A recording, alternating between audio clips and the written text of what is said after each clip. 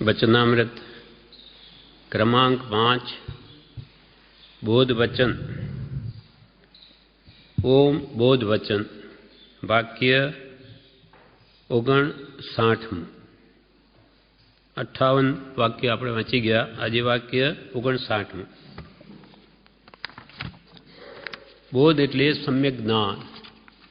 સમ્યક જ્ઞાન જેથી વધે, આત્માને સાચી સમજણ મળે, સાચું માર્ગદર્શન થાય, એના માટે કૃપાલદેવાએ 125 વાક્યો લખ્યા છે. એમાંનું વાક્ય 59.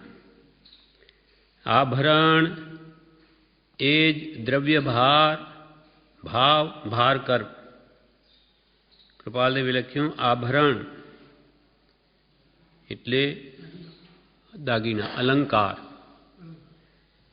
એ જ્ઞાનીઓની દ્રષ્ટિએ એ ભારરૂપ છે.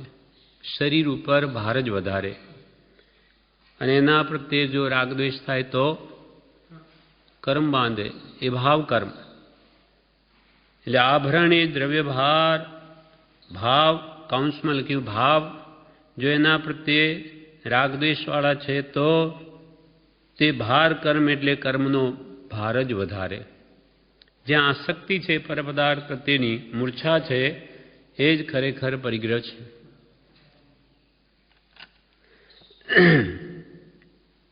એકવાર એક સાસુએ વહુને કહ્યું કે પાંસેરી લઈ આવ. તો વહુ શું કે, મારાથી નહીં ઉપડે, મારાથી પાંસરી નહીં ઉપડે. એટલે એના ધણીએ શું કર્યું, દાગીણો બનાવ્યો. ચાંદીના પહેલાં પગમાં પહેરતા પાપા કિલો જેવા, આવા લઠ્ઠા જેવા, એ બનાવીને એને આપ્યા એની સ્ત્રીને કે પ્રેમથી એને પહેર્યા.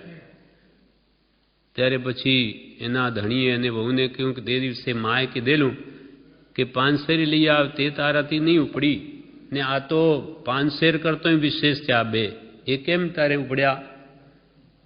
તો એ તો કે મને ગમે. એટલે જ્યાં રાગ છે ત્યાં જીવ ગમે તે કરવા તૈયાર છે, પણ જ્યાં કંઈ એને હિતરૂપ ન લાગે તો એ કંઈ પણ કરવા તૈયાર નથી. એમ આ બધી આસક્તિ છે. જેટલો મોહ વિશેષ એટલો કર્મબંધન ગાઢ છે. આભરણ એ દ્રવ્ય ભાર અથવા ભાર કર્મ. અને એમાં વિવેચનમાં કે છે, વિવેચનમાં નથી એના વિશે. હવે વાક્ય 60. પ્રમાદ એ જ ભય. આભરણ કે કપડાં કે શરીર, એના પ્રત્યે આપણને આસક્તિ કે મોહ થાય, રાગ થાય, એનું કારણ શું? પ્રમાદ છે. 5 ઇન્દ્રિયના વિષયો, ક્રોધમાન માયા લોભ આદિ 4 કથા, અને દેશ કથા, રાજકથા, સ્ત્રી કથા અને ભોજન કથા, 4 વિકતાઓ. એટલે 5 ઇન્દ્રિયના વિષયો, 4 કથાએ 9 અને 4 વિકતા 13, 9 ને 4 13, અને 14મો નિદ્રા અને 15મો સ્નેહ રાગ. આ બધા 15 પ્રમાદના ભેદ છે. એટલે અહીંયા કહ્યું પ્રમાદ એ જ ભય. કૃપાલદેવે લખ્યું છે કે પ્રમાદીને સર્વથા ભય છે, અને અપ્રમાદીને કોઈ રીતે ભય નથી. જે આળસુ છે તે આત્માર્થ તો શું કરી શકે, પણ વ્યવહારમાં પણ સિદ્ધિ ન મેળવે. પ્રમાદી તે કોઈ પણ પ્રકારની સિદ્ધિ મેળવી શકે એમ નથી. એટલે હંમેશા પુરુષાર્થી રહેવું. જ્યાં આજીવિકાની જરૂર છે તો તેમાં પુરુષાર્થ અમુક કલાક કરે. આજીવિકાનો પ્રશ્ન નથી તો પછી એ સમયનો સદુપયોગ કરે અને નિરંતર આત્મપુરુષાર્થમાં લીન રહે. મુનિ તો આત્મવિચારે કરી નિરંતર જાગ્રત રહે. પ્રમાદીને સર્વથા ભય છે, અપ્રમાદીને કોઈ રીતે ભય નથી. પ્રમાદીઓ આળસો હોય, સૂતો હોય તો એને કોઈ મારી પણ નાખે, પણ જાગ્રત હોય તો એને કોઈ મારી ન શકે. અર્થાત સૂતેલાને મારવો સહેલો છે. પ્રમાદ એ જ ભય. પ્રમાદથી મળેલું સ્વરૂપ પણ જીવ ભૂલી જાય છે. આત્મજ્ઞાન પામેલા પુરુષો પણ એ આત્મજ્ઞાનથી વિહીન થઈ ગયા. પ્રમાદ એ મહાશત્રુ છે. પ્રમાદો પરમ રિપુઃ. પ્રમાદ જેવો કોઈ મહાન શત્રુ નથી. એટલે જ્ઞાની પુરુષોએ તો દિવસે કૃપાલદેવ ઊંઘવાની પણ ના પાડી. રાત્રે શું છે, દિવસે શા માટે? એક બેન હતા, એણે કહ્યું કે તું શું કરે? તો કે હું તો ખાઈ પીને સૂઈ જાઉં, તો 4 વાગે ઉઠું, 12 વાગે જમી. ત્યારે બ્રહ્મચારી કે તારે દિવસે સૂવું નહીં. તો કે મારે કંઈ કામ નથી. તો કે બીજાના ઘરના કામ કરજે પણ ઊંઘવું નહીં. પાડોશીના કામ કરજે પણ સૂવું નહીં. કેમ કે આળસુ એ પ્રકૃતિ થઈ જાય છે, પછી એને એટલો બધો પ્રમાદી બની જાય, પછી કોઈ કામમાં રસ ના આવે. એટલે હંમેશા પુરુષાર્થશીલ રહેવું. એટલે કૃપાલદેવ કે પ્રમાદ એ જ ભય. અને એવી રીતે અપ્રમાદ 61મા વાક્યમાં લખે છે, અપ્રમાદ ભાવ એ જ અભય પદ છે. અપ્રમાદ ભાવ એ જ અભય પદ છે. એટલે પ્રમત્ત ભાવે તો આ જીવનું ભૂંડું કરવામાં કાંઈ પણ ન્યૂનતા રાખી નથી. તથાપિ આ જીવને નિજ હિતનો ઉપયોગ નથી, એ જ અતિશય ખેદકારક છે. અનાદિકાલથી પ્રમાદે આપણને આ સંસારમાં રજડાવ્યા. વિષય કસાયવિકતા, નિદ્રા કે સ્નેહ, આ 15 પ્રમાદના લક્ષણ કયા. એના કારણે આપણે અનંતકાલથી આ સંસારમાં ભટકીએ છીએ. છતાં પણ કૃપાલે કે હજુ આ જીવને ભાન નથી આવતું. હજુ એ સમયે આ જીવ અનંત કર્મનો વ્યવસાય છે, પણ એનું એને ભાન નથી. પ્રતિ સમય અનંત કર્મ કારમણ વર્ગણાઓ બાંધે છે. એની એ સત્પુરુષના બોધના આધારે સમ્યક ભાવમાં ગાળે તો પુણ્ય બંધ થાય. અને આત્માર્થના લક્ષ્ય હોય તો પુણ્યાનુબંધી પુણ્યનો બંધ થાય.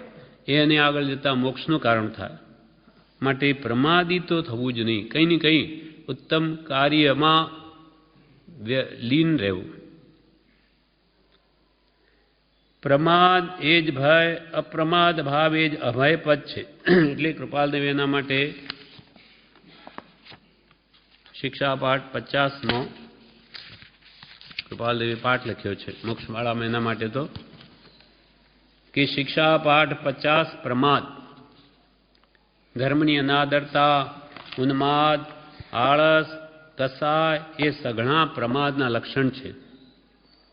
ધર્મ પ્રત્યે આદર ભાવની, ઉન્માદ એટલે મોહનું ગાંઠપણ, આળસ, કશાય ભાવો, ક્રોધમાન, નાયલોભાદી એ બધા સઘળા પ્રમાદના લક્ષણ છે. કેમ કે અપ્રમાદી હોય તો એમાંનું એકે નમન હોય. મોહની મંદતા હોય, આળસ હોય નહીં, કશાય ભાવોની પણ મંદતા હોય, ધર્મ પ્રત્યે આદર ભાવ હોય. ભગવાને ઉત્તરાધીન સૂત્રમાં ગૌતમને કહ્યું, ભગવાન મહાવીર સ્વામીએ ગૌતમ સ્વામીને કહ્યું, હે ગૌતમ, મનુષ્યનું આયુષ્ય ડાબણી અણી પર પડેલા જલના બિંદુ જેવું છે. જેમ તે બિંદુને પડતા વાર લાગતી નથી, તેમાં મનુષ્ય આયુ જતાં વાર લાગતી નથી. ઝાકળનું બિંદુ પાંદડા પર પડ્યું હોય, હવા આવે તરત ઉડી જાય. તેમ ભગવાન મહાવીર સ્વામીએ ગૌતમ સ્વામીને કહ્યું કે આ મનુષ્યનું આયુ પણ એવું છે. એ આયુષ્યને કંઈ ભરોસા નથી. એક પળ પછી તારું અસ્તિત્વ અહીંયા હશે કે નહીં, કાંઈ ખબર નહીં. હે ગૌતમ, મનુષ્યનું આયુષ્ય ડાબ એટલે ઘાસ, ડાબની અણી પર પડેલા જલના બિંદુ જેવું છે. જેમ તે બિંદુને પડતા વાર લાગતી નથી, તેમાં મનુષ્યાયુ જતાં વાર લાગતી નથી. એ બોધના કાવ્યમાં ચોથી કડી સ્મરણમાં અવશ્ય રાખવા જેવી છે. સમયમ ગોયમ માપમાય. હે ગોયમ, હે ગોયમા એટલે હે ગૌતમ, એક સમય માત્રનો પણ પ્રમાદ ન કર.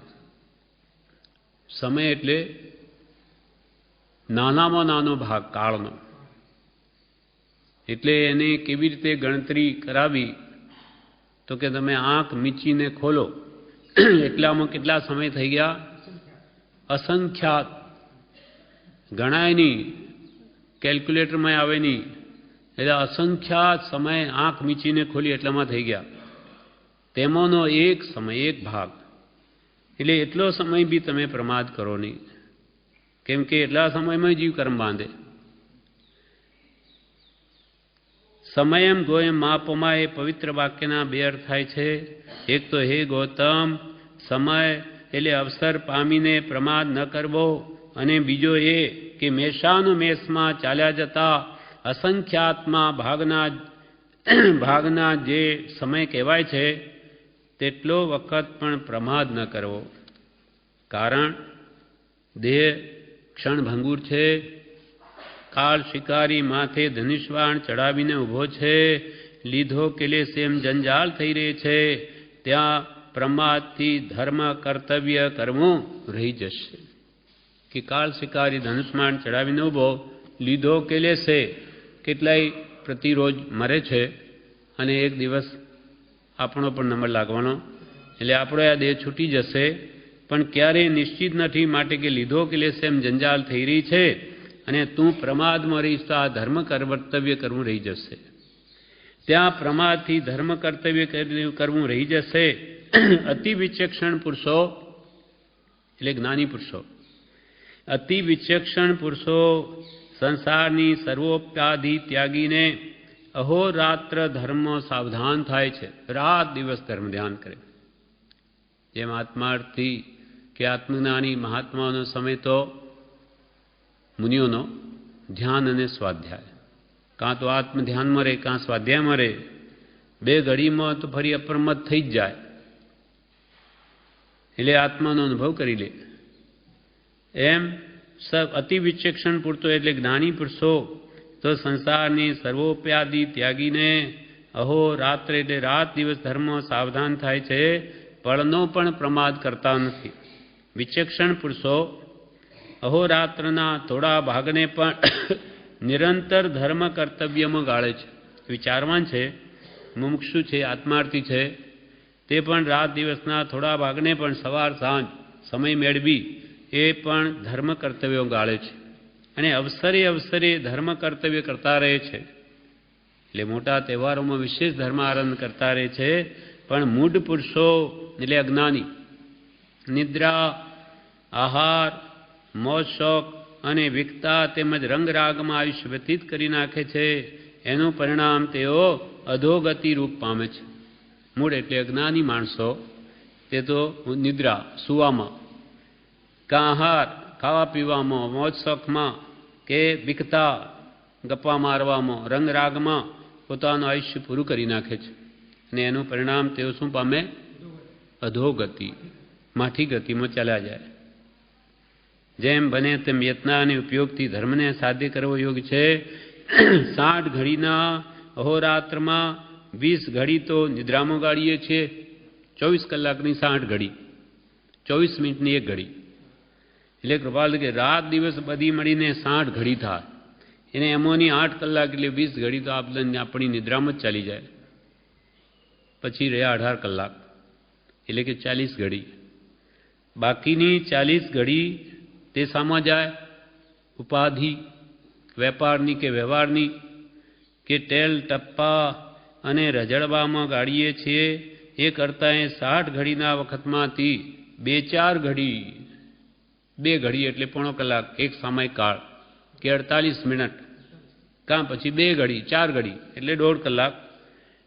60 ઘડીમાંથી 2-4 ઘડી વિશુદ્ધ ધર્મ કર્તવ્યને માટે ઉપયોગમાં લઈએ તો બની શકે એવું છે. માણસ ધારે તો કલાક 1.5 કલાક રોજે આત્માર્થ માટે કાઢી શકે. એ તો નિશ્ચય નથી. નિશ્ચય કરે તો બધું થાય. છાપા વાંચમાં અડધો કલાક કાઢી નાખે તો 1 કલાક ભક્તિ સત્સંગમાં તે નહીં નીકળી શકે. પણ આમ પૂછે તો કે સમય ક્યાં છે આપણી પાસે? ટીવી જોવામાં કલાકો કાઢી નાખે, પણ ગરજ નથી. ગરજ હોય તો બધું કાઢે. એમ 2-4 ઘડી વિશુદ્ધ ધર્મ કર્તવ્ય માટે ઉપયોગમાં લઈએ તો બની શકે એવું છે. એનું પરિણામ પણ કેવું સુંદર થાય. પળ એ અમૂલ્ય ચીજ છે.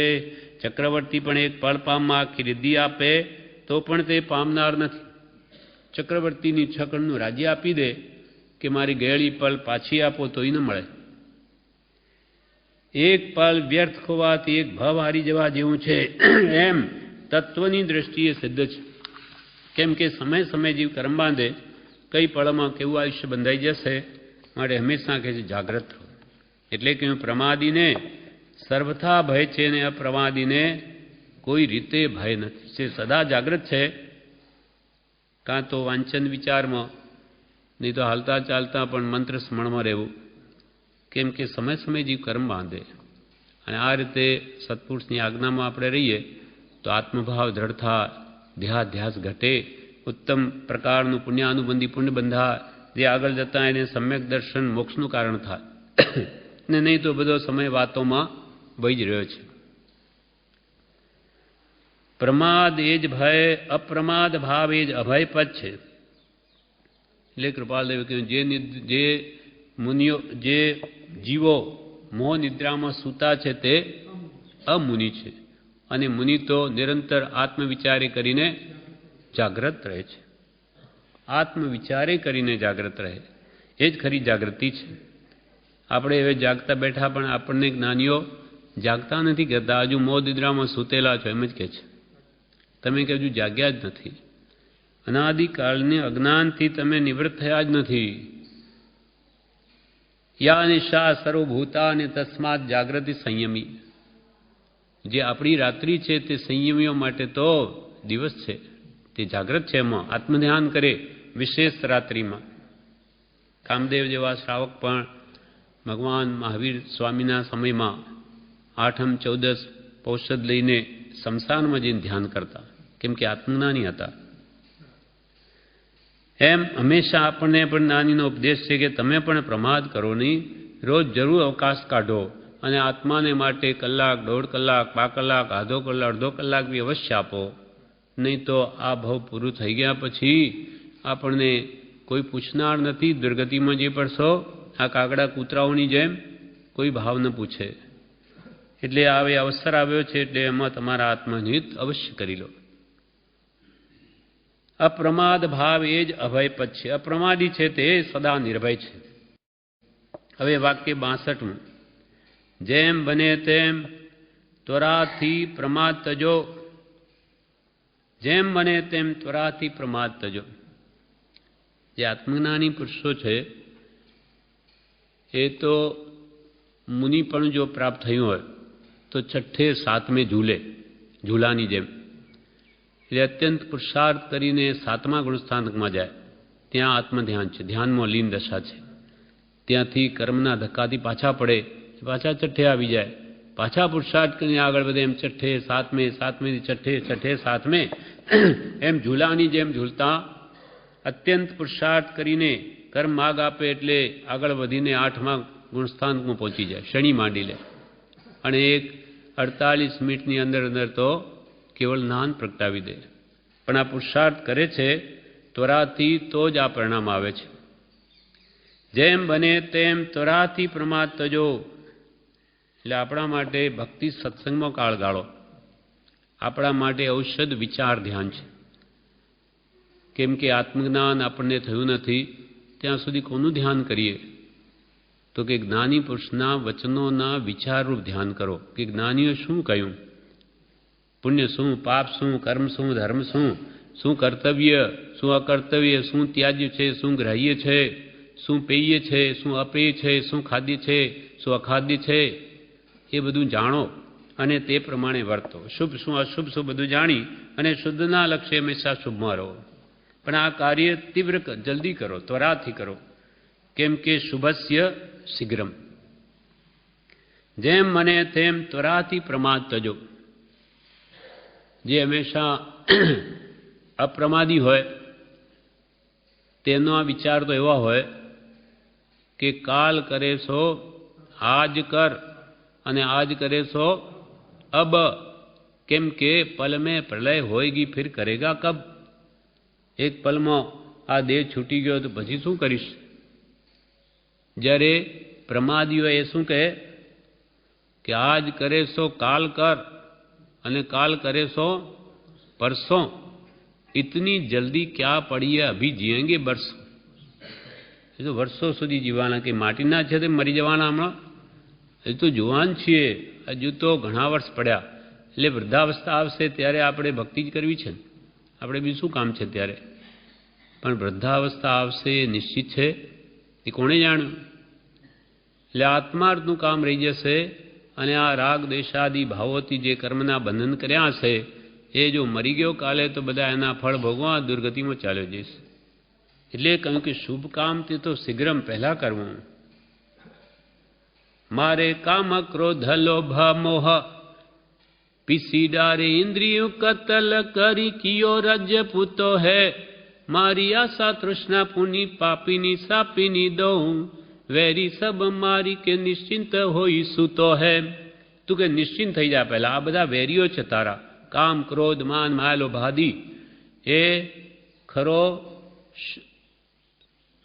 સુરવીર બની ને આ બધા વેરીને મારીને પછી નિશ્ચિંત થઈને શું, પછી કોઈ ભય નથી. હજુ આટલા બધા ચારે પ્રકારના વેરીઓ બધા તારી પાસે છે ચારે બાજુ, અને તું નિશ્ચિંત થઈ સુવે એ ક્યારે તને મારી નાખશે કહીને કહેવાય. એટલે ખરો ક્ષત્રિય બન અને આ વિષય કશાને હવે હણી નાખ. એટલે નથી કૃપાલે કહ્યું નથી ધર્યો દેહ વિષય વધારવા, નથી ધર્યો દેહ પરિગ્રહ ધારવા. આ પરિગ્રહ ભેળો કરવા માટે આ દેહ ધારણ નથી કર્યો કે 5 ઇન્દ્રિયના વિષયો ભોગવા માટે આ નથી. એ તો અનંત કાળમાં ભોગવ્યા, દેવલોકમાં અનંતી વાર ભોગવ્યા, એના કરતો અસંખ્યાત ગણું. અહીંયા તો કંઈ નથી. અને કશાય ભાવો બી અનંત કાળના પરિભ્રમણમાં અનંત વાર કર્યા, પરિગ્રહ બી ભેગો કર્યો, પણ બધું મૂકીને આવ્યો છે. માટે હવે એ તરફ તું ધ્યાન ના આપ. હવે આત્માને ઓળખ. એક આત્માની ઓળખાણ કરી લે. હું કોણ છું, હું અહીંયા ક્યાંથી આવ્યો, ક્યાં જઈશ. અને આ બધાના વ્યવસાય જુદા, મોઢા જુદા, કામો જુદા, ભાવો જુદા. એનું કારણ શું છે, એ બધું કોણ કરે છે, એમ જે વિચાર કરે તો બધું સમજાઈ જાય. એના વિચાર વિવેકપૂર્વક શાંત ભાવે જો કર્યા તો સર્વયાત્મિક જ્ઞાનના સિદ્ધાંત તત્વ અનુભવ્યા. રે આત્મતારો શીઘ્ર એને ઓળખો સર્વાત્મમાં સમદ્રષ્ટિ દ્યો. આ વચનને હૃદયે લખો. અથવા હું કોણ છું, ક્યાંથી થયો, શું સ્વરૂપ છે મારું ખરું સ્વરૂપ મારું કયું. આ દેખાય છે ત્યાં ચામડાનું બનેલું આ શરીર તે હું, હાડકા ચામડાનું બનેલું, કે એથી કંઈ અદ્ભુત દિવ્ય દ્રષ્ટા જ્ઞાન દર્શન અને શક્તિવાળો તે હું આત્મા છું. એ બેમાં હું કોણ, જ્ઞાન દર્શન સ્વરૂપ આત્મા કે રૂપરસ ગંધવાળું આ શરીર. એના વિચાર વિવેકપૂર્વક શાંત ભાવે જો કરે તો કે જે સર્વ આત્મિક જ્ઞાનના સિદ્ધાંત તત્વો તે અનુભવે. એટલે અપ્રમાદી થઈ જેમ બને તેમ ત્વરાથી પ્રમાદને તજો. પછી વાક્ય 63 વિષમપણું મૂકવું. રાગદ્વેષના ભાવોથી જીવને વિષમતા આવે છે. વિષમપણું મૂકવું એટલે રાગદ્વેષના ભાવો મૂકવા. કૃપાલદેવે પણ કહ્યું અવિષમપણા વિના અમને પણ અબંધપણા માટે બીજો કોઈ અધિકાર નથી. કૃપાલ કે અમે પણ રાગદ્વેષ કરીએ તો અમને પણ કર્મ થાય. ભગવાન મહાવીર દેવાને આટલા બધા ઉપસર્ગો સહન કરવા પડ્યા એનું કારણ કે પૂર્વે એમને અજ્ઞાન અવસ્થાએ કર્મ બાંધ્યા છે, તો એ ભગવાન મહાવીર દેવાને ભોગવવા પડ્યા. તો આપણા જેવાને ભોગવવા પડે. માટે કર્મ બાંધતી વખતે વિચાર કરો. ઉદય આવ્યા પછી તો કાંઈ ચાલવાનું નથી. બંધ સમય ચિત્ત ચેતીએ રે ઉદયેશો સંતાપ સલુણે. બંધ સમય ચિત્ત ચેતીએ રે ઉદયેશો સંતાપ સલુણે. બંધ સમય ચિત્ત ચેતી. હે ચિત્ત, હે મન, તો કર્મ બાંધતી વખતે ચેત. ભાવમાન આત્મા પોતે જ છે. પછી ઉદય સો સંતાપ. કર્મના ઉદય આવે સંતાપ કરી શું વળવાનું છે. પછી તો રડતા પણ એ છૂટે નહીં. એટલે બાંધતી વખતે જ વિચાર કરો કે હું કેવા ભાવ કરું છું. રાગ દ્વેષ મોહ કામ ક્રોધાદી ભાવોમાં છું કે પરમ શાંત આત્મભાવમાં રમું છું. એ હમણાં જ વિચારો અને નવા બાંધતા કર્મને રોકો કે રાગદ્વેષની પરિણતિ કેટલી થઈ રહી અને હમણાં રોકો તો વિષમભાવ ન થાય. વિષમપણું મૂકવું એટલે રાગદ્વેષ સહિતના ભાવો મૂકવા. કેમ કે અવિષમ ભાવ સિવાય અબંધપણા માટે કોઈને કોઈ અધિકાર નથી. 64મું વાક્ય. કર્મયોગે આત્માઓ નવીન નવીન દેહ ધરે છે. કર્મના યોગથી, કર્મના કારણે જ આત્માઓ બધા નવા નવા દેહ ધારણ કરે છે. આપણે પણ આત્માનો કોઈ કાળે જન્મ જ નથી, એની ઉત્પત્તિ નથી, તો ક્યારથી આપણો આત્મા સંસારમાં છે? અનાદિકાળથી. ક્યાં હતો? ચાર ગતિમાં. શું કરતો હતો? દુઃખ ભોગવતો હતો. ચાર ગતિમાં છે શું બીજું? ત્યાં દુઃખ દુઃખને દુઃખ જ છે, દુઃખનો સમુદ્ર છે. દેવલોકમાં સુખ નથી. ત્યાં પણ ઈચ્છા ભાવોથી ત્યાંય બળતરા છે. જ્યાં ઈચ્છાઓ છે ત્યાં દુઃખ છે જ. દેવલોકમાં રહેલા દેવતાઓ કંઈ ઈચ્છાથી રહિત નથી, એ દેખાય છે. પ્લસ બધા એમને પણ નવીન નવીન ભોગો મળ્યા કરે એટલે વિશેષ વિશેષ ભોગવવાની ઈચ્છા થાય. એટલે ત્યાંય એ આ રાગદ્વેષના ભાવોથી દેવલોકમાં દેવો દુઃખી. ચક્રવર્તી જેવા કૃપાલ કે દુઃખી, તો પછી આપણા જેવા દુઃખીઓમાં શું નવાય? જ્યાં ચક્રવર્તી દુખિયા ત્યાં સુખ શું રંકાદીને? એટલે સંસારમાં ક્યાંય સુખ નથી. અને કર્મયોગે અનાદિકાલથી આપણો આત્મા ચાર ગતિમાં રઝળ્યા જ કરે છે.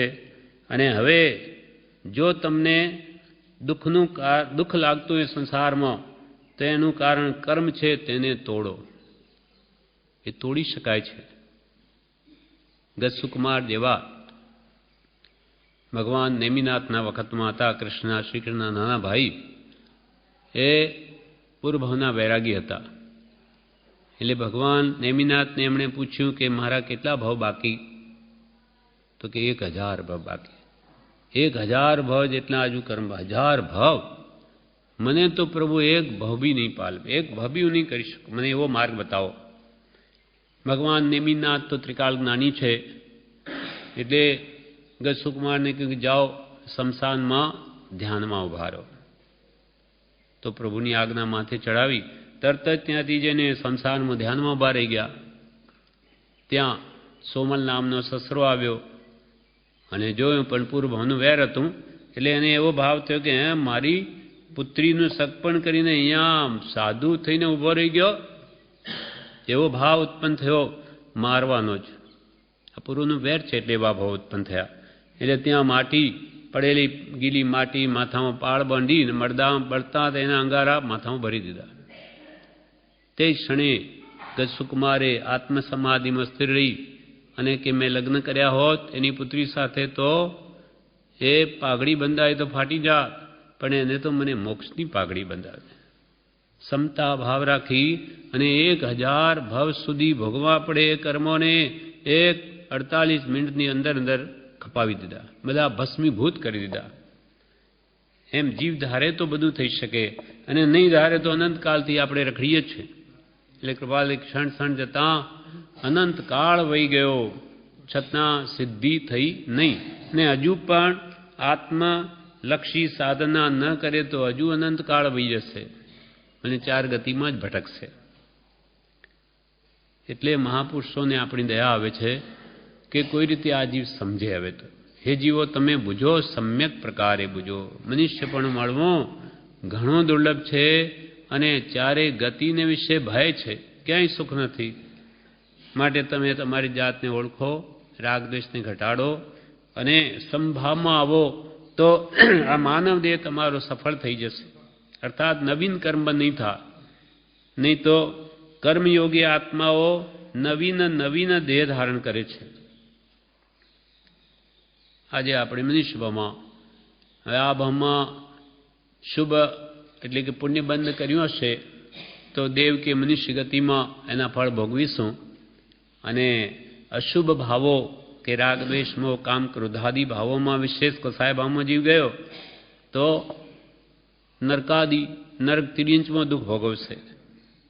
એટલે કૃપાલદેવ આત્મસિદ્ધિમાં કહ્યું શુભ કરે ફળ ભોગવે દેવાદી ગતિમાં હી અને અશુભ કરે નરકાદી ફળ કર્મ રહિતન ક્યાંય. આ સંસારમાં જીવ કર્મ રહિત છે જ નહીં, કેમ કે સંપૂર્ણ કર્મથી રહિત થયેલો આત્મા તો ઉર્ધ્વ ગતિ પામે મોક્ષમાં જ હોય, અહીંયા હોય નહીં. અહીંયા જે કંઈ પણ દેખાય તે બધા કર્મ યોગ સહિત જ છે. એટલે તમારે પણ આ દુઃખ ન ગમતું હોય તો એ સર્વથા કર્મથી રહિત થાવ.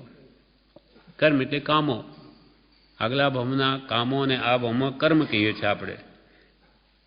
એટલે તમને કે દુઃખ ન ગમતું હોય દુઃખના કારણો સેવો નહીં, કેમ કે કારણ ઉપાસે દુઃખના તો દુઃખ આખર મૂંઝવે. જેવા કારણ સેવે તેવું કાર્ય થાય છે. આંબો વાવે તો કેરી મળે, પણ બાવળીઓ વાવે તો કાંટા જ મળે, તેમાં કેરી ના આવે. એટલે જેવું વાવે તેવું લણે, જેવું કરે તેવું પામે. એટલે આપણને સુખ ગમતું હોય તો સુખના કારણો સેવો. સુખ દીધે સુખ હોત હે, દુઃખ દીધા દુઃખ હોત. આપ હણે નહીં અવરકું તો અપને હણે ન કોઈ. એટલે શુદ્ધના ભાવે શુભ ભાવમાં રહો તો તમે આ ભાવમાં સુખી રહેશો, ભવ સુખ પામશો. એટલે કૃપાલે કે કર્મયોગી આત્માઓ નવીન નવીન દેહ ધારણ કરે છે, નવા નવા દેહને ધારણ કરે છે. નવા નવા દેહ ધારણ ન કરવા હોય તો કર્મ બંધ ન કરો. વાક્ય 65મું. અભ્યંતર દયા ચિંતવી. અભ્યંતર દયા ચિંતવી, આપણે આત્માની દયા, સ્વદયા. પરદયાનો ભાવ આપણો હોય એ સારો છે, ખોટો નથી. બીજા જીવોની રક્ષા કરવી એ કરવા યોગ્ય જ છે, પણ પરદયા ચિંતવીને જીવ ધર્મ માની બેસે અને સ્વ આત્મા તરફ લક્ષ ના આપે તો એ માત્ર પુણ્ય જ બાંધે, સંસારનો નાશ ન કરે, મોક્ષ મુક્તિ ન મળે. જેમ કે જીવદયાનું કામ છે, સારું છે, પુણ્ય બાંધે, પણ એની સાથે સાથે સ્વદયાનો લક્ષ્ય હોવો જોઈએ. અને જેનામાં સ્વદયા હોય એનામાં પરદયા તો હોય જ. એ કોઈ બીજા જીવને મારે જ નહીં, એ કેમ સુખ ઉપજે એમ જ કરે. પણ મારો આત્મા જે અનાદિકાળથી આ સંસારમાં ચાર ગતિમાં રઝળે છે, દુઃખ પામે છે, એને હું કેવી રીતે છોડાવું? જન્મ મરણથી મુક્તિ કેવી રીતે મળે? એ લક્ષ્ય પૂર્વકની બધી ક્રિયા હોય તો એ મોક્ષના ખાતે જાય. અને ખાલી પુણ્યબંધનો લક્ષ્ય હોય તો પુણ્યબંધ જ થાય, મોક્ષ ન મળે. જેમ કે ખેડૂતો ખેતી કરે તે ઘઉં કે ચોખા કે બાજરી એ લક્ષ્ય રાખીને ખેતી કરે છે. એટલે જ્યાં સુધી બાજરી ઘઉં કે ચોખા ઉપર આવે નહીં, છેલ્લે આવે ડુંડા, ત્યાં સુધી એ કાપી ન નાખે.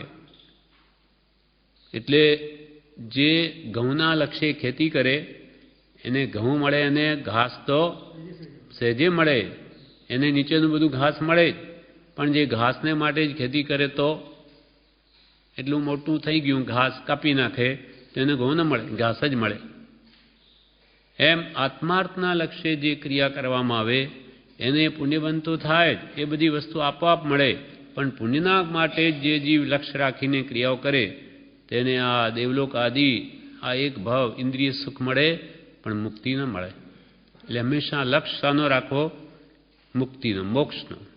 જે કંઈ પણ કરવું ભગવાન મારા આત્મહિતાર્થે, જન્મ મરણથી મુક્ત થવા.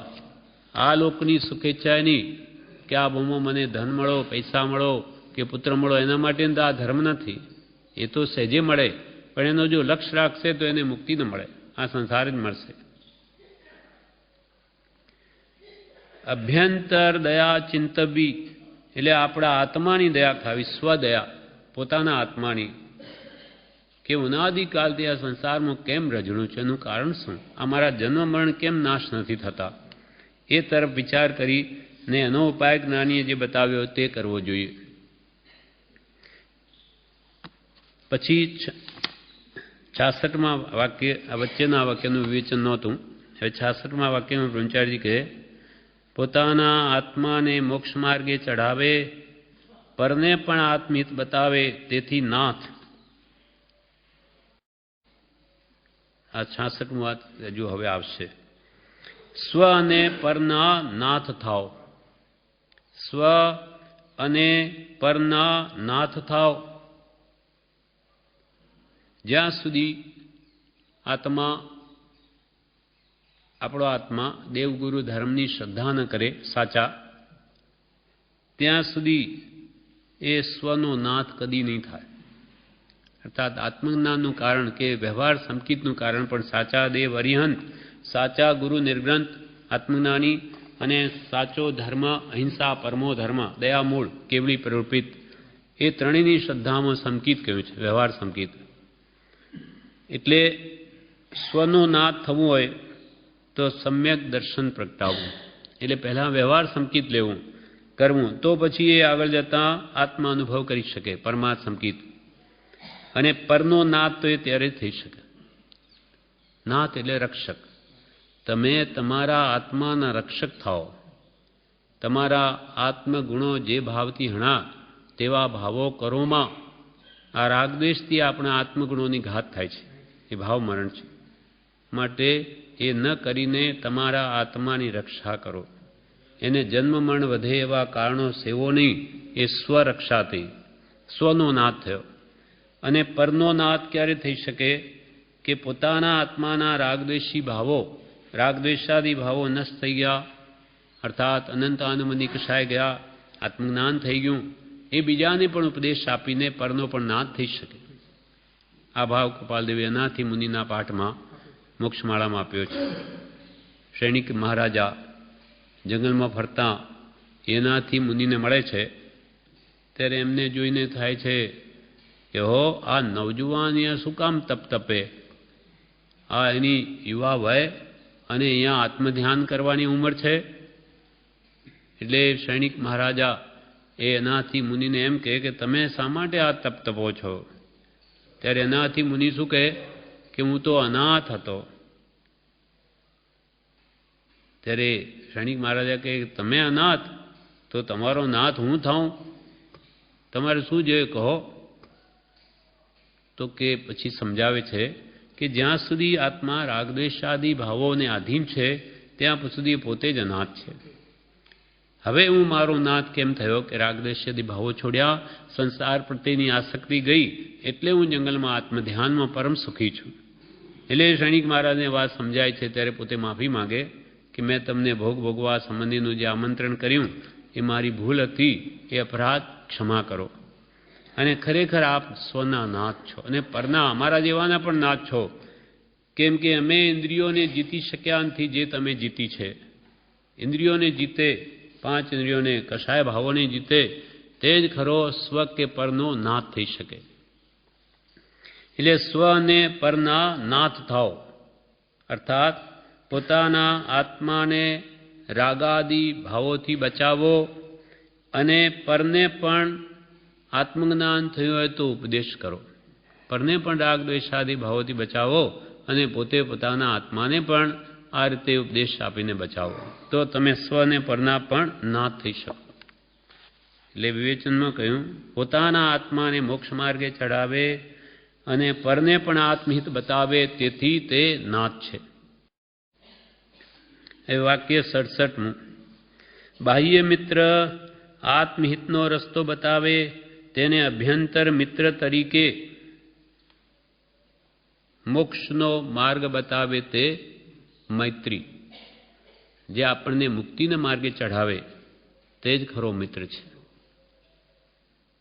બાહ્ય મિત્ર આત્મહિતનો રસ્તો બતાવે, તેને અભ્યંતર મિત્ર તરીકે છો, એટલે એને આત્માના ખરા મિત્ર તરીકે છો કે એ તમને જન્મ મરણથી છોડાવવામાં સહાયક થાય છે. એટલે વિવેચનમાં કહ્યું બાહ્ય મિત્ર તો જાણીતા છે, તેથી રહેવા દે. અભ્યંતર મિત્રનો અર્થ લખ્યો છે. બાહ્ય મિત્રનો અર્થ લખી શું કરવું તે કહ્યું. એટલે બહારના મિત્ર તો બધા ઘણા છે, પણ એને આત્મહિતનો રસ્તો બતાવી ન શકે. એક જ્ઞાની પુરુષ બતાવે કે એનો આશ્રિત હોય એ પણ તેમાં કંઈક મદદરૂપ થઈ શકે, તો એને જ ખરા મિત્ર માનો, એ જ ખરા સગા માનો. એને સગાઈ સાચી સૃષ્ટિમાં છે સદગુરુની એક, બીજી તેના ભક્તની, બાકી જૂઠી અનેક. સાચી સગાઈ સત્પુરુષની, એ સાચા મિત્ર. કેમ કે મોક્ષનો માર્ગ બતાવે, જન્મણથી છોડાવે, સર્વ દુઃખથી મુક્ત કરાવે. અને જે કોઈ પણ જ્ઞાની પુરુષનો આશ્રિત આપણને આત્મશાંતિ પમાડે અથવા સમાધિ મરણમાં સહાયકરૂપ થાય તો એ પણ ખરો મિત્ર છે. એટલે એની સાથેની સગાઈ એ સાચી સગાઈ. સગાઈ એટલે સમાન. સગાઈ સાચી સૃષ્ટિમાં છે સદગુરુની એક, અને બીજી તેના ભક્તની, એના આશ્રિતની, બાકી જૂઠી અનેક. બાકી બધી સગાઈઓ જૂઠી, કહેવા માત્રની. એ તો ઉડતી જન્મ મરણ વધારનાર છે, ઘટાડનાર નથી. આપણે બીમાર હોઈએ, પથારી વશ થયા હોઈએ, સગાવાલા આવે તો શું કે, કેમ છે, સારું છે, આ દવા લેજો. શું તમારે આવો રોગ આવી ગયો? ઓહો, તમારા જીવનમાં તમે કંઈ પાપ ન કર્યું, એમ કેમ થઈ ગયું? અથવા ગમે તેમ એવી વાતો કરશે કે એને વિશેષ ઉકળાટ કેમ વધે, અને પછી ચાલ્યા જાય, કરે કાંઈ નહીં. જ્યારે આત્માર્થી કે મુમુક્ષુ હોય તો બળ આપે, શપથનો પત્ર બોલે, હું આત્મા છું, નિત્ય છું, આત્માનું કોઈ કાળે મરણ નથી. અને આપણે તો શુરવીર થવાનું છે, ભગવાન મહાવીરના ઉપાસક છીએ. જે શુરવીરતાનું પદ છે, વારસ ઓ મહાવીરના શુરવીરતા રેલાવજો. તો અને અનેક પ્રકારના પત્રો કૃપાલદેવે જે આપ્યા હોય એ કહીને આપણને બળ આપે, સમાધિમાં મદદ આપે, સેવા પણ કરે, બધું કરવા તૈયાર થઈ જાય. તો એ આપણા ખરા સમાધિ મરણમાં સહાયક હોવાથી ખરા સગા તો એ છે કે આપણો જન્મ મરણ સુધારે. અને એવી ભાવના જ્યાં ન હોય તેને કે છે તમે એને મિત્ર ન માનો. એ બધો વ્યવહાર છે, વ્યવહાર પૂરતું જ રાખો. ખરા મિત્ર જ્ઞાની કે જ્ઞાનીના આશ્રિતને જ ઈચ્છો. એટલે 68મા વાક્યમાં કૃપાલદેવ ફરી કહે છે, જે બાહ્ય મિત્રો પૌદ્ગલિક વાતો અને પર વસ્તુનો સંગ કરાવે તેઓને ત્વરાથી તજાય તો તજો, અને કદાચિત તજાય એમ ન હોય તો અભ્યંતરથી લુબ્ધ અને આસક્ત થશો નહીં. તેઓને પણ જાણતા હોય તો તેમાંનો બોધ આપો. 67મા વાક્યમાં તો એમ કહ્યું કે સાચો મિત્ર કોણ? મોક્ષનો માર્ગ બતાવે જ્ઞાની પુરુષો જ. એને અભ્યંતર મિત્ર તરીકે છો. અને જે બાહ્ય મિત્રો જગતના, જે પૌદ્ગલિક વાતો કરે, સંસારિક અને પર વસ્તુનો સંગ કરાવે તેવા મિત્રોને ત્વરાથી એટલે જલ્દી તજાય તો તજો.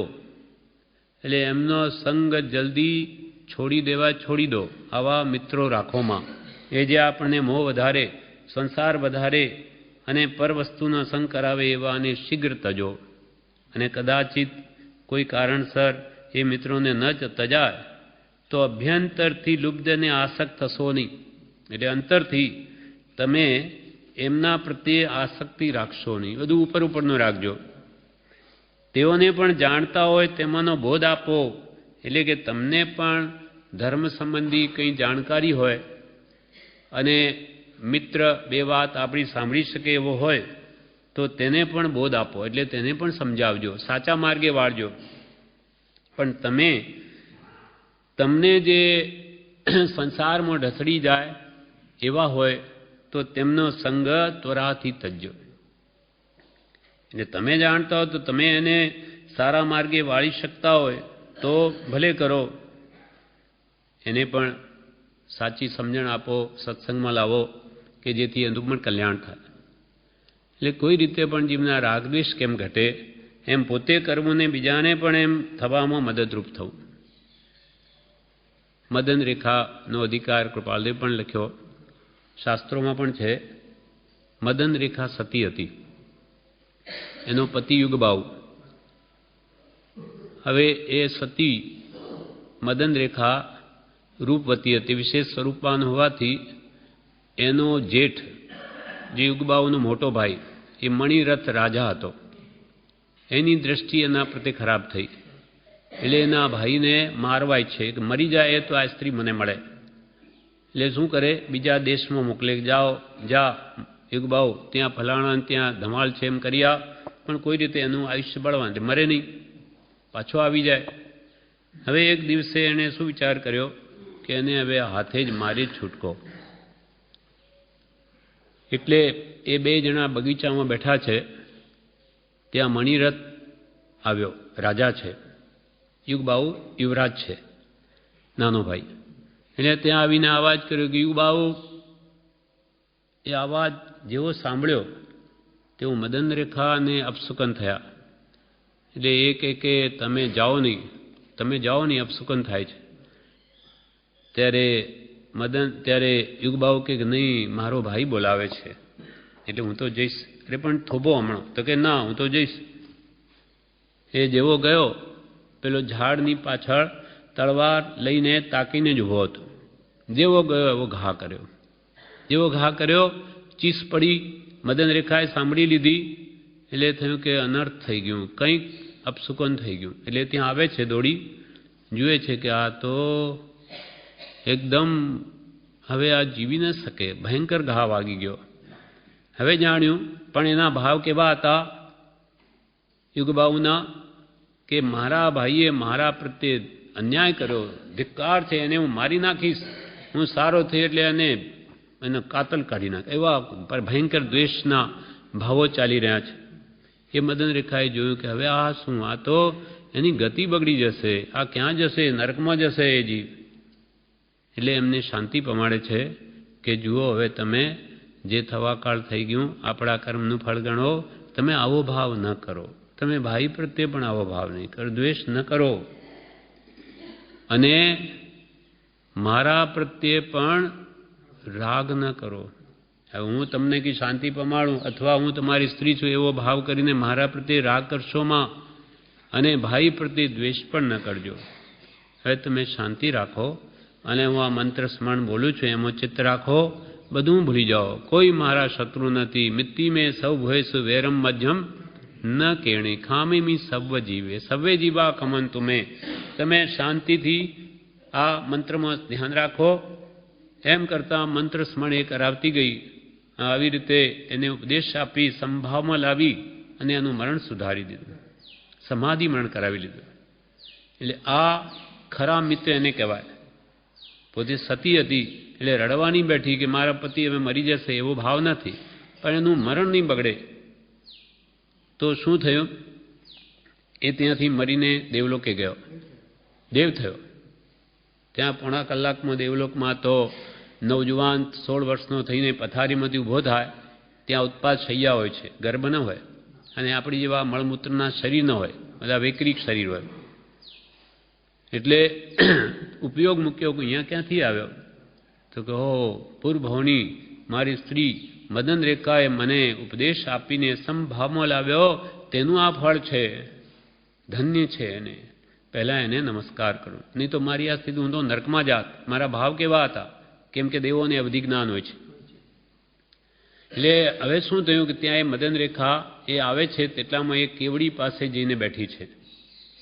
હવે કેવડી ભગવાન ઉપદેશ આપે છે. ત્યાં એ દેવ આવીને પહેલાં જ મદન રેખાને નમસ્કાર કરે. ત્યારે બધા આપણા જેવા બેઠા હોય સભામાં કે શું આ દેવોને એટલોય વિવેક નથી કે ભગવાન કેવડી બેઠા એને મૂકીને એક સ્ત્રીને નમસ્કાર કરે. ત્યારે એક જણે કહ્યું કે ભગવંત આ દેવો પણ વિવેક ભૂલી જાય. ત્યારે કેવડી ભગવાન કહે એ વિવેક ભૂલ્યા નથી, કેમ કે આ જીવને એનો પરમ ઉપકાર છે, એટલે આ ઉપકારની દ્રષ્ટિએ એને પહેલાં નમસ્કાર કરે છે. પછી એમને કેવડી ભગવાનને એણે કર્યા. પણ આ જો મદન રેખા એને આવો ઉપદેશ આપીને સંભાવમાં નહીં લાવત તો એ નરગતિમાં જાત. માટે એનો પરમ ઉપકારી છે. ઉપકારની અપેક્ષાએ પહેલાં વંદન કરે, માટે બિલકુલ બરાબર છે. જેમ આપણે બોલીએ છીએ પ્રથમ નમો ગુરુરાજને કે જેણે આપ્યું જ્ઞાન, જ્ઞાને વીરને ઓળખ્યા ટળ્યું દેહ અભિમાન. કૃપાળદેવે આપણને તીર્થંકર ભગવંતનું અદ્ભુત મહાત્મ્ય બતાવ્યું. અહો એની વાત શું કરીએ. એટલે અહીંયા આવું મંદિર સુંદર બાંધીને 51 ફૂટ શિખર એમના ઉપર કર્યું. એ આપણું ધ્યેય છે. એ દશા પામી છે. સદગુરુની આજ્ઞા અને જીન દશા નિમિત્ત કારણમાં. સર્વજીવ છે સિદ્ધ સમ, બધા જીવો આપણે સિદ્ધ જેવા જ છીએ, પણ જે સમજે તે થાય. એ સિદ્ધ દશાને સમજે તે સિદ્ધત્વને પામે. તો કેવી રીતે સમજવું? ભગવાન તીર્થંકરો કહેવાના આવે, વર્તમાનમાં કે નિકટ ભૂતકાળમાં પરમ કૃપાલુ થયેલા, એ આપણને સમજાવે આપણી ભાષામાં ભગવાન મહાવીરનો ઉપદેશ, કે તેથી આપણને સ્વસ્વરૂપનું જ્ઞાન થાય, આત્માનું ભાન થાય, અને એના વડે આગળ વધતા આત્મજ્ઞાન પામી એ ભગવાન મહાવીરનું અનંત સ્વરૂપ, સુખ સ્વરૂપ સમજી શકાય. એટલે ઉપકાર એ શ્રી ગુરુનો હોવાથી પ્રથમ નમું ગુરુરાજને, કે જેણે આપ્યું જ્ઞાન. નાની વીરને ઓળખાય ટળ્યું દે અભિમાન. ગુરુ ગોવિંદોનું ખડે કિસકું લાગુ પાય, બલિયારી ગુરુદેવ કી જેણે ગોવિંદ દિયો બતાય. એ ન બતાવે ત્યાં સુધી તો આપણને એનું ભાન જ ન થાય. સત્પુરુષનું આપણે મહાવીર મહાવીર કરીએ, પણ મહાવીરની કેટલી અજબ ગજબ વાત છે એ આપણને ન સમજાય. જેમ કે એક સાકરનો, જ્યાં સાકર બનતી હોય તેને ત્યાં ઢગલા પડ્યા હોય, પણ આપણે કોઈ દિવસ સાકર ચાખી ન હોય, આપણે મીઠાના ગાંગડા જોયા હોય, તો આપણને લાગે આ બધું મીઠું જ છે. પણ જેને એમાંનો એક કણ ચાખ્યો હોય એને ખબર હોય કે આ તો બહુ મીઠી બધી સાકર છે, મીઠું નથી. તેમ જે ભગવાન તીર્થંકરો આત્માના અનંત સુખને અનુભવે તેનો અંશ તે જ્ઞાની જાણે છે. કે ભગવાન તીર્થંકરો કેવું સુખ અનુભવે એ તો આત્મજ્ઞાની પુરુષો જ એનો અનુભવથી જાણે, આપણને ખબર નથી. એટલે એ આપણને બતાવે કે તમે જ્ઞાન પામો, વસ્તુ સ્વરૂપ સમજો, તો કંઈક અંશે પણ આત્માના અનુભવને પામો, તો આપણને પણ તીર્થંકરની દશાનો ખ્યાલ આવે કે કેટલી ઊંચી વાત છે, ઘણી ઊંચી વાત છે. પણ ગુરુ બિન જ્ઞાન ન ઉપજે, ગુરુ બિન મિલે ન ભેદ, ગુરુ બિન સંશય ના મીટે. જય જય જય ગુરુદેવ. ગુરુદેવનો જય હો, કે એના વગર પણ એ ગુરુદેવ આત્મજ્ઞાની હોવા જોઈએ. કહેવાતા ગુરુથી કામને થાય, જેને દેહથી ભિન્ન આત્મા પ્રગટ અનુભવમાં છે, જેને ભગવાન તીર્થંકરનું સુખ પ્રગટ અનુભવમાં છે, એ જ વાસ્તવિક સુખનું સ્વરૂપ સમજાવી શકે. એટલે અહીંયા કહ્યું કે આવા જે આત્મજ્ઞાની પુરુષો જે ખરા મિત્ર છે તેને ઈચ્છો, અને જે આત્માર્થમાં આપણને ઉપયોગી થાય એવા એ આશ્રિત હોય સત્પુરુષના, એને પણ ઈચ્છો, કે જ્યાં આપણને એકબીજાને બળ મળે. આ પ્રમાણે આ આપણે એટલા વાક્યો વાંચ્યા, વિશેષ આપણે આવતીકાલ લઈશું. આપણે 68 વાક્યો વાંચ્યા, વિશેષ આવતીકાલ લઈશું. ક્રમાંક 5 બોધ વચન વાક્ય 69મું વાક્ય. તેમાં કૃપાલદેવે લખ્યું, ચેતન રહિત કાષ્ટ છેદતા કાષ્ટ દુઃખ માનતું નથી, તેમ તમે પણ સમદ્રષ્ટિ રાખજો. કૃપાલદેવે એમ કહ્યું, ચેતન રહિત કાષ્ટ. કાષ્ટ એટલે લાકડું. લાકડામાં ચેતન હોય નહીં તો એને કાપો, બાળો, કંઈ એને દુઃખનો અનુભવ થતો નથી. તેમ ચેતન રહિત કાષ્ટ છેદતા, એને કાપતા છેદતા તે દુઃખ માનતું નથી. કેમ કે એમાં ચેતનતા જ નથી, જીવ નથી. તેમ તમે પણ સમદ્રષ્ટિ રાખજો. આપણને કૃપાલે કે તેમ તમે પણ સમભાવ રાખજો. શરીરને અનેક જાતના કર્માધીન કષ્ટો આવે તો પણ તમે સમતા ભાવ છોડશો નહીં. તમે અભ્યાસ કરજો. ભગવાન મહાવીર દેવાને શક્તિ પ્રગટ હતી તો એમને સંગમે 6 મહિના સુધી ભયંકર ઉપસર કર્યા, છતાં પણ પોતે સમભાવમાં જ સ્થિત રહ્યા. એવી વજ્ર જેવી કીડીઓ બની ગઈ. કરોડો કીડીઓ ભગવાનના આખા શરીરને ચાલણી જેવું કરી નાખ્યું, તો પણ ભગવાન સમભાવમાં સ્થિત રહ્યા. એ ઘણી ઊંચી દશા એ તો એ પુરુષની હતી. આપણે એવી શક્તિ નથી, તો અભ્યાસ કરીને જે કંઈ પણ તાવ આવે, બીમારી આવે, આપણે પણ સમતા રાખવાનો પ્રયત્ન કરવો જોઈએ, એ મહાપુરુષોની સમતાને યાદ કરીને. કૃપાલ કે વેદના એ માત્ર પૂર્વ કર્મની છે, એ મારું સ્વરૂપ નાશ કરવાને સમર્થ નથી. એ કંઈ વેદના આવી એ કંઈ મારા આત્માને મારી શકે નહીં. અને પૂર્વે મેં કર્મ બાંધ્યા, તેથી એ વેદના આવી તો મારે એને ભોગવવી જ જોઈએ. મારા જ બાંધેલા કર્મો મારે ભોગવવા, તો અમારે ખેદ જ્ઞાની પુરુષો કે શું કરવો? સમતા ભાવે શાંતિથી એ દેણદારી પૂરી કરવી, સંભાવે એ વેદનાને ભોગવી લેવી. પત્રાંક 225માં બ્રહ્મચારીજી આ જ ભાવ કે છે અહીંયા કે સંભાવમાં રહો.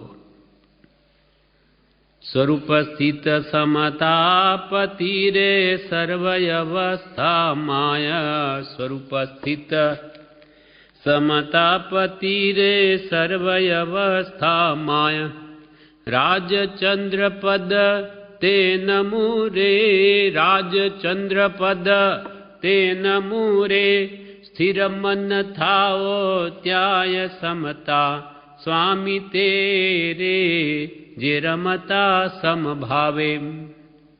સ્વરૂપમાં સ્થિતિ કરનાર એવા સમતાના પતિ શ્રીમદ રાજચંદ્ર પ્રભુ, એમના ચરણ કમલમાં હું પ્રણામ કરું છું કે જેની સર્વ અવસ્થા સમતા રૂપ જ છે. હે ભગવાન બ્રહ્મચારીજી કે મારું મન પણ તમારા ચરણ કમલમાં સ્થિત થાઓ. અર્થાત સમતાના સ્વામી જે રમતા સમભાવે એવા પરમ કૃપાળુ દેવમાં જ મારું મન રહું. સ્વરૂપ સ્થિત સમતાપતિ રે સર્વયવસ્થા માયા. રાજચંદ્ર પદ તે નમુરે. સ્થિર મન થાઓ ત્યાય સમતા. સ્વામી તેરે જે રમતા સમભાવે. વળી કે છે અહીંયા કેટલી ગાથાઓ લખી છે કે આત્મવિશુદ્ધિ જે ચહે રે સમ્યક સ્વાભાવિક. મહાભાગ્ય તે ધારસે રે સમતા માં મન ઠીક સમતા. સ્વામી તેરે જે રમતા સમભાવે. આત્માની વિશુદ્ધિ જે પ્રાણી છે, જે પોતાના આત્માની શુદ્ધિ કરવાય છે, અને સમ્યક સ્વાભાવિક જે આપણો આત્મા સ્વાભાવિક સ્વભાવપણે તો શુદ્ધ જ છે, એ શુદ્ધિને જે મેળવાય છે તે મહાભાગ્ય એવો જીવ તે સમતામાં જ મનને રાખશે. એને ઠીક માની, ભલું માની અને પોતાના આત્માને સમભાવમાં જ રાખશે, ગમે તેવા સુખ દુઃખના ઉદયમાં પણ. આત્મવિશુદ્ધિ જે ચહે રે સમ્યક સ્વાભાવિક. મહાભાગ્ય તે ધારસે રે સમતા માં મન ઠીક સમતા. સ્વામી તેરે જે રમતા સમભાવે. કમઠ જેમ ભગવાન પાર્શ્વનાથને કેવા દુઃખ ભોગવવા પડ્યા તેમ પાર્શ્વનાથ કમઠને મહાવીર ભગવાનને ભોગવવા પડ્યા તેમ પાર્શ્વનાથને પણ કમઠે ઉપસર કર્યા છે. 10 ભવ સુધી ભગવાનનું વેર લીધું છે. 10 ભવ સુધી કમઠના જીવે. અહીંયા 10 લખ્યું છે એટલે 10મો ભાવ ભગવાનને ગણ્યો હશે. અને મરણાંત પીડા આપી છે તો પણ પાર્શ્વ પ્રભુ તો દરેક ભાવમાં સમતા ધારણ કરી. એટલે દરેક ભાવમાં કોઈ એ સાપ થઈને ગમે તે રીતે મારે, પણ એ ભગવાન સમતા, ભગવાનનો જીવ સમતા ભાવ રાખે એટલે તો ઊંચ ગતિને પામે દેવલોક આદિ, અને પેલો નીચી નીચી ગતિઓમાં જાય. પણ સમતાને ભગવાને નહીં છોડી તો અંતે ભગવાન પાર્શ્વનાથ બની ગયા.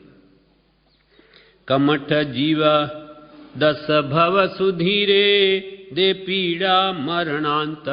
કમઠ જીવ 10 ભવ સુધી રે દે પીડા મરણાંત. તો પણ પાર્શ્વ પ્રભુ ધરે રે. તો પણ પાર્શ્વ પ્રભુ ધરે રે સમતા અહો અનંત સમતા. સ્વામી તેરે જે રમતા સમભાવે. મરણાંત પીડા આપી એટલે અંતે એમનું મરણ જ થાય, દેહ છૂટી જ જાય. પ્રાણાંત પીડા આપી તો પણ એમને સમતા ભાવ રાખીને બધું સહન કર્યું. અનંત સમતાના ધણી એવા ભગવાન પાશ ના થતા.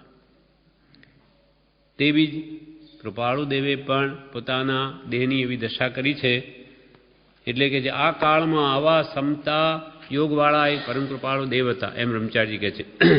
દેહ દશા તેવી કરી રે વર્તે દેહાતીત, દેહ દશા તેવી કરી રે વર્તે દેહાતીત, રાજચંદ્ર આ કાળ મારે, રાજચંદ્ર આ કાળ મારે, સમતા યોગ સહિત સમતા સ્વામી તેરે, જે રમતા સમભાવે. એવી શરીરની દેહની દશા પરમ કૃપાળુ દેવ કરી છે. દેહાતીત દશામાં પોતે રહ્યા છે. કેમ કે અમે દેહધારી છીએ કે કેમ તે સંભાળીએ ત્યારે માંડ જાણીએ છીએ. એવી દશા જેને પ્રાપ્ત થઈ છે અને સમતા યોગ સહિત ગમે તેવી ઉપાધિ આવી પડી તો પણ સંભાવમાં, શરીરમાં રોગ હોય તો પણ સંભાવ, એમ આખું શરીર સાવ હાડકારે આવું થઈ ગયું તો પણ સંભાવ. પોતે જાણે દેહ અમારો છે જ નહીં એવી રીતે પોતે સ્વરૂપમાં જ રહ્યા છે, સ્વરૂપમાં સ્થિત. એટલે દેહ દશા તેવી કરી રે વર્તે દેહાતીત, દેહથી જુદા થઈને રહ્યા રાજચંદ્ર આ કાળમાં, આવા ભયંકર કલયુગમાં સમતા યોગ સહિત, સમતા યોગથી સહિત જે હતા એવા સમતા સ્વામી તે રે, કે જે રમતા સંભાવે. આપણને પણ કે છે મહાપુરુષોના જીવન ચરિત્રોને યાદ કરી તમે પણ સંભાવ રાખો. કેમ કે આવેલા દુઃખ તો ભોગવવા જ પડશે. રડતા ભોગવો કે શાંતિથી ભોગવો? તો પછી સમતા ભાવે જ ભોગવો કે જેથી નવા તો દમ થાય. એટલે કૃપાલ અહીંયા કે ચેતન રહિત, કાષ્ટ છેદતા, કાષ્ટ દુઃખ માનતું નથી, તેમ તમે પણ સમદ્રષ્ટિ રાખજો, અભ્યાસ કરજો તો કાળે કરીને એ દુઃખનું વેદન ઓછું થશે અને આવી દશા આવીએ પછી તો કંઈ લાગશે નહીં. દશા એવી નહીં પ્રગતિ હોય તો કે સુકુમાર જેવાએ કેમ બધું સહન કર્યું? તો આખું શરીર બળે છતાં પણ સંભાવ. સુદર્શન શેઠને કપિલા, દાસી અને અભયારાણી એ સળગાવી દીધા તો પણ સમતા ભાવે પોતે બધું સહન કર્યું છે. એ મહાપુરુષોના ચરિત્ર દુઃખના પ્રસંગમાં યાદ કરી આપણે પણ સમતા ભાવ રાખવો જોઈએ, તો નવીન કર્મનો બંધ ન થાય. હવે કૃપાલદેવ 70મું વાક્ય લખે છે, યત્નથી ચાલવું. યત્ન એટલે કાળજી, સાવધાનીપૂર્વક ચાલવું, બેસવું, ઉઠવું, લેવું, મૂકવું, દેવું, એ બધું યત્નપૂર્વક કરવું. તો કેટલાય નિરપરાધી જીવોની રક્ષા થાય છે. આપણે નીચે 2 ડગલા આગળ જોઈને ન ચાલીએ તો કીડી મકોડી બધા મરી જાય. હવે એમાં કંઈ આપણને અગવડતાવાળું નથી. 2 ડગલા આગળ જોઈને ચાલીએ તો બિચારા એ જીવો બચે, એ મરે અને એનું પાપ આપણને લાગે. અને સાવધાનીપૂર્વક ચાલવાથી કોઈ અજાણમાં આવીને મરી જાય તોય એનો દોષ નથી, પણ પૂરેપૂરી સાવધાની હોવી જોઈએ. એના માટે તો કૃપાલદેવે આખો પાઠ લખ્યો મોક્ષમાળામાં કે યત્નપૂર્વક જીવ ન કરે તો ઘણા બિચારા નિરપરાધી જીવોની હિંસા થાય છે, એનું પાપ આપણને લાગે છે. એટલે શિક્ષાપાઠ 27મું કૃપાલે લખે છે કે જેમ વિવેક એ ધર્મનું મૂળ તત્વ છે તેમ યત્ન એ ધર્મનું ઉપતત્વ છે. વિવેકથી ધર્મ તત્વ ગ્રહણ કરાય છે અને યત્નથી તે ધર્મ તત્વ શુદ્ધ રાખી શકાય છે, તે પ્રમાણે વર્તન કરી શકાય છે. 5 સમિતિરૂપ યત્ન તો બહુ શ્રેષ્ઠ છે. મુનિઓ એ તો સંપૂર્ણ રીતે અહિંસા પાડે મહાવ્રત રૂપે. એટલે ઇરિયા સમિતિ, ભાષા સમિતિ, એષણા સમિતિ, આદાન ભંડમત અને પારિષ્ઠાપણિકા સમિતિ, એ કે જે ઘણી જ બહુ શ્રેષ્ઠ વસ્તુ છે. કોઈ પણ જીવ મરે નહીં, પૂરેપૂરી કાળજી રાખે છે મહાત્માઓ. 5 સમિતિરૂપ યત્ન તો બહુ શ્રેષ્ઠ છે, પરંતુ ગ્રસ્તા સમિતિ તે સર્વભાવે પાળી શકાતી નથી. છતાં જેટલા ભાવાંશે પાળી શકાય તેટલા ભાવાંશે પણ અસાવધાનીથી પાળી શકતા નથી. અંશે પણ આપણે હિંસા પાડી શકીએ, પણ સાવધાની ન રાખે તો એટલી પણ નહીં પડાય. જિનેશ્વર ભગવંતે બોધેલી સ્થૂળ અને સૂક્ષ્મ દયા પ્રત્યે જ્યાં બેદરકારી છે ત્યાં બહુ દોષથી પાળી શકાય છે. બેદરકારી જ્યાં છે, જેમ કે એક ડોલથી કે અડધી ડોલથી આપણે સ્નાન કરી શકાતું હોય, ત્યાં શોવર ને આવા પાણી ડોલ ઉપરા ઉપરી ઢોળ્યા જ કરે તો કેટલા જીવોની હિંસા થઈ.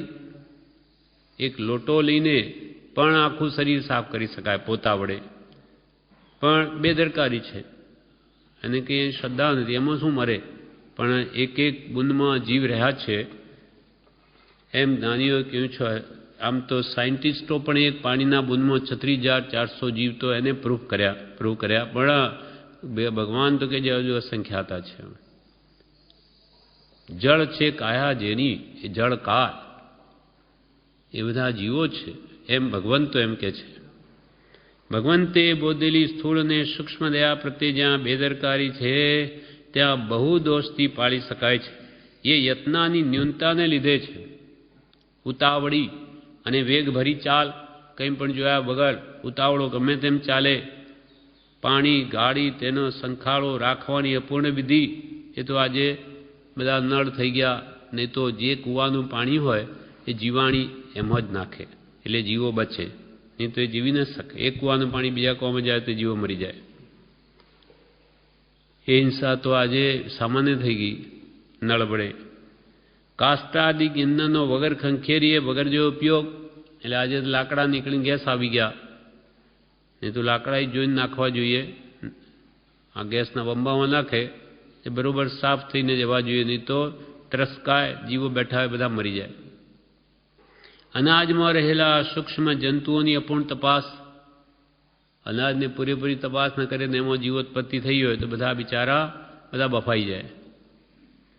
પૂંજા મારજા વગર રહેલા ઠામ વાસણોને પણ અંદરથી સ્વચ્છ ન રાખે તો એમાં જીવોત્પત્તિ અંદર બેઠા હોય જીવો, એ બિચારા આપણે એને ઉપયોગમાં લઈએ એટલે મરી જાય.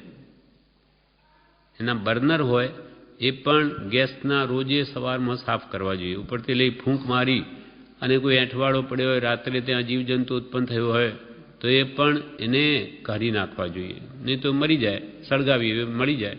એટલે આવો ઉપયોગ રાખે, સાવધાની રાખે તો એ જીવો બચી શકે છે. એમાં કંઈ બહુ અગવડતા ભર્યું નથી. એક એવી ટેવ પાડવી જોઈએ તો એ જીવો બચે.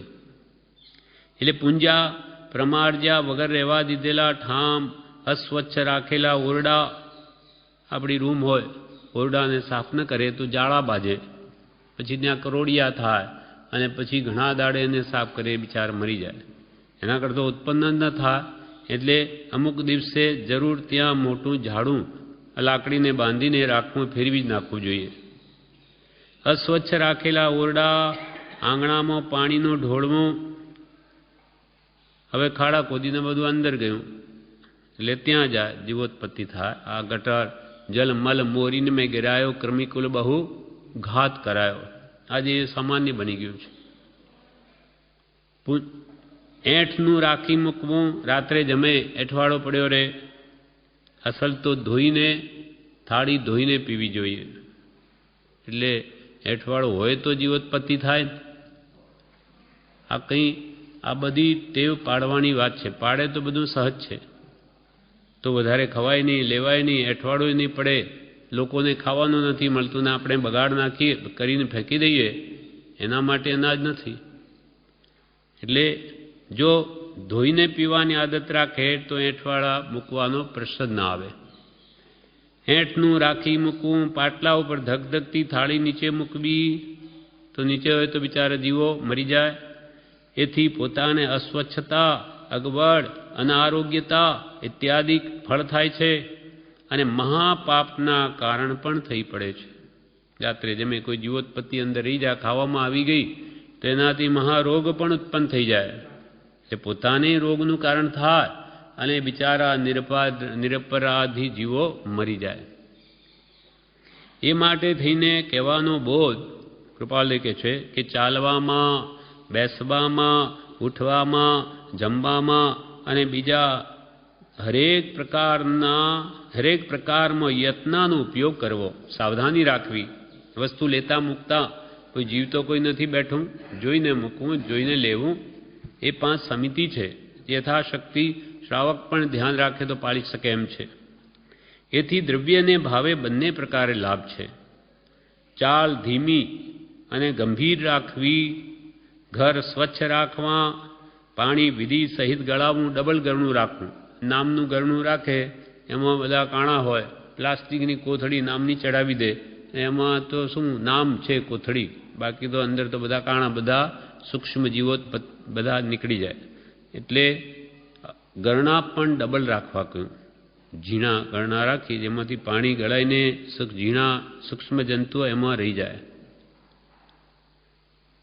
એમ પાણી વિધિ સહિત ગળાવવું એટલે ડબલ ગરણું રાખવું. કાષ્ટાદિક ઇંધન ખંખેરીને નાખવા એ કંઈ આપણને અગવડ પડતું કામ નથી, તેમાં વિશેષ વખત જતો નથી. એવા નિયમો દાખલ કરી દીધા પછી પાળવા મુશ્કેલ નથી. એવી ટેવ પડી જાય કે ભાઈ મારે રોજે બર્નર સાફ કરવા જ ગેસ સળગાવતા પહેલાં, તો એમાં કંઈ નહીં, શું ટાઈમ લાગે ફૂંક મારતા બે, તો કેટલા જીવોનો બચાવ થઈ શકે. અને આપણે જીવ રક્ષાનો જે ભાવ છે એટલે કેટલું પુણ્યબંધનું કારણ થાય કે ભાઈ કોઈ જીવજંતુ તો નથી ને ક્યાંય. એવો જે ભાવ છે જીવ અહિંસાનો એ જ શ્રેષ્ઠ છે. અને નિરપરાધી જીવોના પ્રાણ બચે, આપણે પાપ બંધથી અટકીએ. એવા નિયમો દાખલ કરી દીધા પછી પાળવા મુશ્કેલ નથી. એથી બિચારા અસંખ્યાત નિરપરાધી જંતુઓ બચે છે. કૃપાલ કે એવા અસંખ્યાત નિરપરાધી જંતુઓ બચે છે. પ્રત્યેક કામ યત્નપૂર્વક જ કરવું એ વિવેકી શ્રાવકનું કર્તવ્ય છે. હિતને જે જાણતો હોય એવા શ્રાવકનું તો આ કર્તવ્ય છે કે દરેક કામ યત્નપૂર્વક કરવું. 5 સમિતિ બહુ શ્રેષ્ઠ કે એનું કારણ જ આ કે સંભાળીને એ મુનિઓ કંઈ પણ એ સર્વથા પાળે છે. પંચ મહાવ્રત, પણ પંચ અણુવ્રત તો શ્રાવક પણ પાળી શકે, પણ યત્ન ન રાખે તો એ કે ન પડાય. એટલે કૃપાલદેવે અહીંયા 70મી કલમમાં એમ કહ્યું બોધવચનમાં કે યત્નથી ચાલવું, બેસવું, લેવું, મૂકવું, દેવું બધું જ સાવધાનીપૂર્વક કરવું, જીવ ન મરે એવી રીતે.